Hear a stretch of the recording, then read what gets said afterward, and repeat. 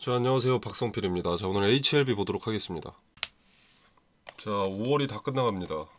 5월 중 신청을 하겠다고 했는데 5월 중에 재신청이 안 될 것 같은 상황이라서 지금 주가가 좀 지지부진하다라고 볼 수가 있겠습니다. 자, 기대감 일정 자체가 미뤄지는 것이기 때문에 주가가 빠지는 것 그 이상도 이하도 아닙니다. 자, 만약에 재신청을 했는데 주가가 지금 이렇게 지지부진하다면 상당히 큰 문제가 되겠지만 일정이 미뤄지는 것에 대한 결과로 주가가 흐르는 것은 전혀 개의치 않아도 됩니다. 자, 그리고 오늘 공식 블로그에 글이 하나 올라왔죠. 한번 같이 보겠습니다. 자, 가남신약 현재 진행 상황 안내 1시간 전. 자, 가남신약 재신청과 관련해서 알려드립니다. 앙서제약과 엘레바는 신약 허가 신청 서류 제출과 관련해서 다음과 같은 전략 수립하여 업무를 진행 중에 있습니다. 자, FDA가 PAL에서 지적한 마지막 한 가지 사항을 입증, 보완하여 지적 사항을 완벽하게 해소하려 한다. 자, 보완 조치한 내용을 FDA와 논의하여 동의를 득한 후에 신약 허가 신청 서류를 제출한다. 자, 왜 이렇게 하냐면 더 이상 CRL이 없도록 하기 위한 사전적 조치이다. 그러니까 쉽게 말해서 니네가 지적한 것이 이게 맞는지 니네한테 확인을 받고 이것을 보완해서 제출하겠다, 이런 내용 같습니다. 자, 이렇게 동의를 득하는 것이 가능한 건지는 모르겠는데 이게 가능하다면 확실한 방법이죠. 자, 이걸 긍정적으로 보시는 분들도 있고 뭐 부정적으로 보시는 분들도 있습니다. 둘 다 볼 수 있죠. 자, 저는 좀 긍정적으로 보는데, 자, 왜냐면 자, 어쨌든 이 재신청에 대한 일정이 있다는 것과 그리고 전환사채 리픽싱 때문입니다. 전환가액 조정. 자, 그럼 이제 언제는 전환사채 리픽싱 때문에 위험하다면서 이렇게 말씀하실 수 있는데요. 자, 뭐 위험한 건 여전합니다. 신주가 상정되면 오버행 리스크로 돌아올 수 있으니까요. 자, 근데 전환사채 리픽싱일이 6월 8일 아니겠습니까? 6월 8일이 아니라 6월 10일입니다. 3개월에 한 번씩이니까요. 자, 아무튼 5월에 정상적으로 재신청을 해서 주가를 만약에 상승을 시켰다면 전환가액 투자자들, 전환사채 투자자들은 낮은 조정가액을 받기가 쉽지 않습니다. 왜냐면 5월 중에 이제 소식이 나와서 재신청 소식이 나와서 급등을 하게 된다면 1개월 가중산술 평균 주가, 일주일 가중산술 평균 주가, 그리고 최근일 그러니까 당일 가중산술 평균 주가까지 모두 급등으로 기대감이 반영된 시점을 기준으로 전환가액이 조정이 될 것이기 때문에 리픽싱이 끝날 때까지는 급등이 없는 것이 차라리 낫습니다. 지금 뜨면 호재에도 얘네가 전환가액을 싸게 받기 위해서 주가를 누를 가능성이 높으니까요. 상승만 상쇄시킬 가능성이 높습니다. 그러면 이제 호재 일정 발표에도 주가가 흐르는 것을 이제 개인들이 목격을 하게 되면 투심 자체가 크게 무너질 수 있죠. 그리고 전환사채 투자자가 이제 평단이 만약에 높아져 버리면 개인들의 평단도 높이기 위해서 이렇게 급등시켰다가 이런 데서 매수하게 하고 다시 급락시킬 가능성이 높습니다. 그래서 전환사채 투자자의 평단은 낮은 것이 낫습니다.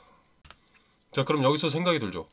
자, 만약에 전환사채 투자자의 평단이 높으면 전환사채 투자자들의 이익을 위해서 주가를 더 높게 끌어올리는 것 아닌가?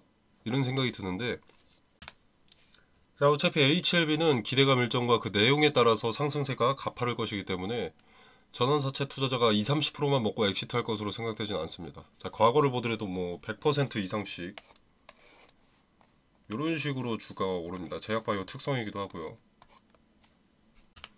이런 식으로 이렇게 100% 이상씩 오르지 20-30% 상승하고 미끄러지진 않습니다. 자, 그래서 전환사채 리픽싱에서 차악이 무엇인지 생각을 해본다면 지금은 주가가 오르지 않는 것이 낫다. 아직 소식이 없는 것이 낫고 리픽싱 이후 발표되는 것이 낫다가 결론이 되겠습니다. 자, 그리고 하나 말씀드리고 싶은 게 늦어지더라도 이 재신청 이 자체는 반드시 발생하는 일입니다. 자, 그리고 이때 기대감 이 자체도 반드시 발생할 일입니다. 그리고 현 시점 주가는 바닥을 다지고 있습니다. 가파른 상승세가 나오는 시점이 언제인지 알 수 없을 뿐 반드시 발생합니다. 자, 이때 기대감을 야무지게 먹고 나오는 것이 상책이라고 볼 수가 있겠고요. 뭐 그렇다고 해서 제가 여러분한테 전략 매수, 전략 매도로 대응을 하는 것이 아닙니다. 기대감은 반드시 발생하지만 리스크 또한 존재합니다.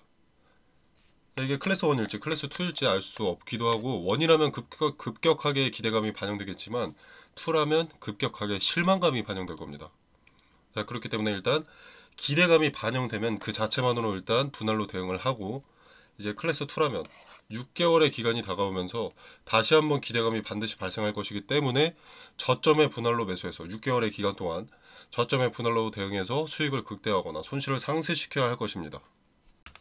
그리고 이제 클래스 1이라면 2달 동안은 그냥 수익을 만끽하되 매도 관점에서, 이제 클래스 1이면 그때는 매도 관점을 찾아야 됩니다. 어느 시기가 리스크 없이 엑시트 할 수 있는지 근거를 찾으면 되는 거고요. 경우의 수가 크게 두 가지가 있기 때문에 각각의 대응을 준비해 두시기를 권유드립니다. 자, 이 부분 디테일은 텔레그램 방에서 자세하게 말씀을 드리도록 하겠습니다. 종합적으로 이 텔레그램 방에서 전환사채 리픽싱에 대한 정보와 대응, 그리고 반드시 발생하는 기대감이 반영됐을 때 분할로 수익을 극대화하라고 했는데 어떻게 분할로 대응을 하는지 그 디테일, 그리고 이제 깔끔 명료하게 여러분에게 분할 매수와 매도 타점 그리고 근거 설명드리겠습니다. 자, 기대감이 반영되면서 주가가 상승하기 시작하면 저항에 부딪힐 수밖에 없는 자리들이 꽤나 많이 있습니다. 자, 이런 저항들에 부딪혔을 때 제스처를 보면 많은 것을 알 수 있습니다. 차트에서 내가 매도해야 되는지 홀딩해도 되는지 매수해야 되는지를 판단할 수 있는 가장 객관적인 지표가 지지와 저항이고요. 그것이 허수인지 판별할 수 있는 것이 거래입니다. 기대감이 반영되는 동안은 하락도 힌트고 상승도 힌트입니다. 여러분이 분할을 귀찮아하지만 않는다면 수익 극대화 또는 손실을 최소화할 수 있습니다. 자, 텔레그램방에서 종목의 호재나 악재보다도 분할이 얼마나 중요한지 그 디테일을 직접 목격해 보시길 바라겠습니다. 자, 텔레그램방 참여는 영상 설명란에 보시면 여기 더보기 버튼이 있습니다. 이 버튼을 누르시면 이렇게 텔레그램방 링크가 기재가 되어 있고요. 자, 이 공간 안에서 제공되는 정보 일체의 금전을 요구하지 않습니다. 여러분의 투자에 도움이 되기를 바라고요.